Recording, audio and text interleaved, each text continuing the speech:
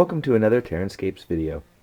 I'd like to take a moment to talk about a new product, a new hill that I'm adding to the website, as well as a little overview of some of the features of my general hills, since the hills on the website were one of the first things I put up, and so I think some of those pictures look a little bit dated to me. So first, let's talk about the new hill.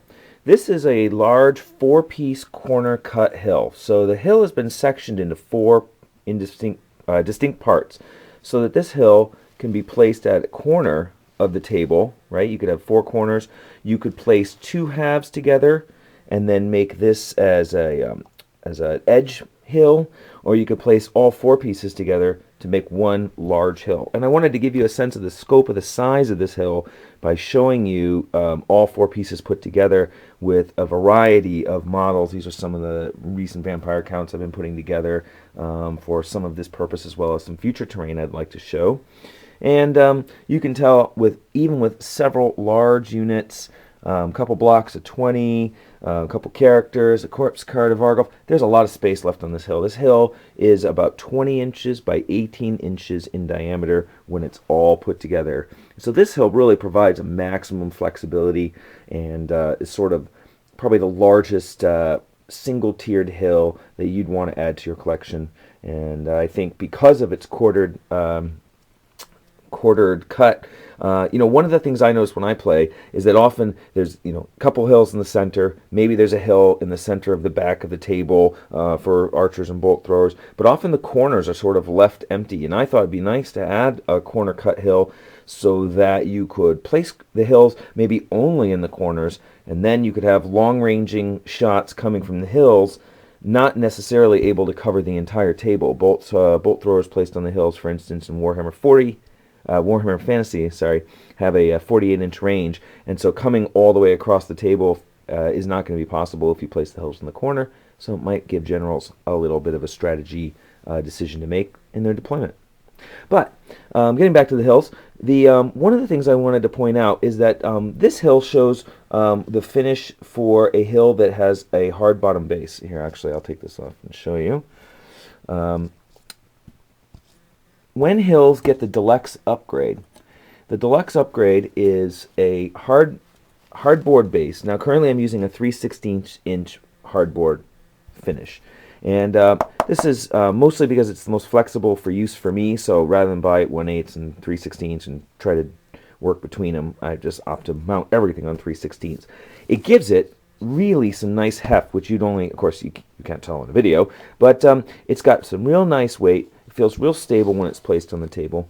It protects, most importantly, it protects the edges along the shaved side, because this is where the material gets the thinnest in a hill, and so this is one of the most likely areas to become damaged. So the hardboard base really protects that. It does not, however, protect these upper corners, and so that's something to consider when you buy this hill. This is going to require just a little bit extra care because it is just foam.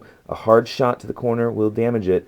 Although if that happens, you could purchase a small amount of flock. I can give you directions on how you can repair that.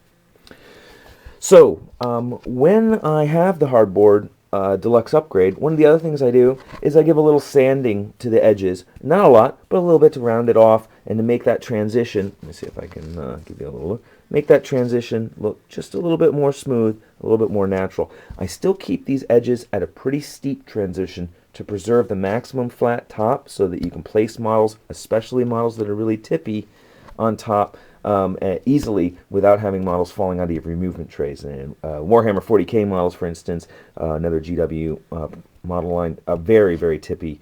So something to consider. Now, to compare that, I just wanted to show you,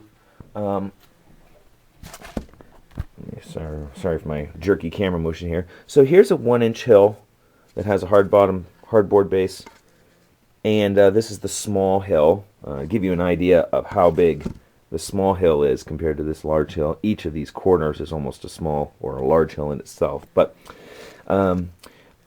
this is because it's been given the deluxe upgrade. It's gotten a nice sanding. It's got a much smoother transition.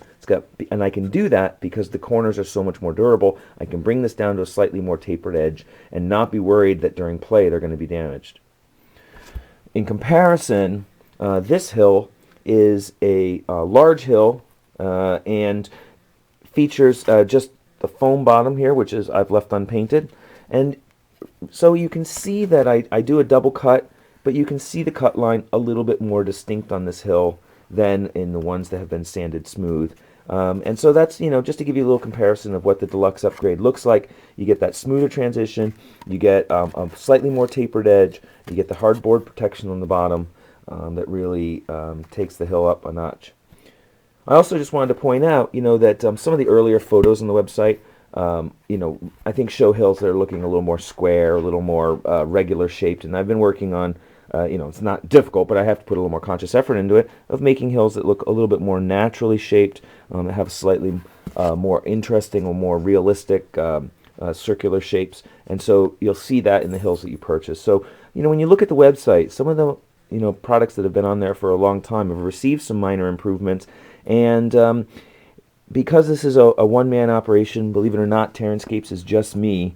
Rephotographing all the old products is overwhelming to me at this point, and so I'm going to try to, whenever possible, try to clue in through video some of the new improvements or some of the slight modifications that have been done to the older product line, rather than reshoot all the photos. So I hope this helps. Hope this gives you an idea of some of the hill options that I have and why those decisions were made, as well as the relative sizes of some of the hills. And of course, if you're interested in any of these products, you can always visit Terranscapes.com. And if you'd like something custom done with the hills, that's always an option. I had one customer who wanted a very, very gradual slope. He didn't want this hummocky type style. And so when I talked to him, he was playing War Machine. And when I talked to him about the concern about models tipping, I found that one compromise was to make little shims that you could sit under the bases of the models to keep them from tipping. And that could really be done even on a full-size regiment. You could have a basically, a strip this wide that tapered, triangular-wise down, and you could use those underneath the back of a unit to tip them up when they're climbing up a slope. So gradual slopes could be possible. Might be a little tricky depending on the angle of the models, how big the units are. So, me personally, I always recommend, of course, that you go with a magnetic base. Makes transporting them, makes them placing them on slopes a lot easier. I don't have to worry about that. But in any case, if you have ideas, you have things that you'd like to see done to your hills, that those can usually be arranged, and depending on the amount of work, will affect, of course, how much the cost would vary. So, you can always visit Terranscapes.com for that information, and you'll find contact information there to reach me.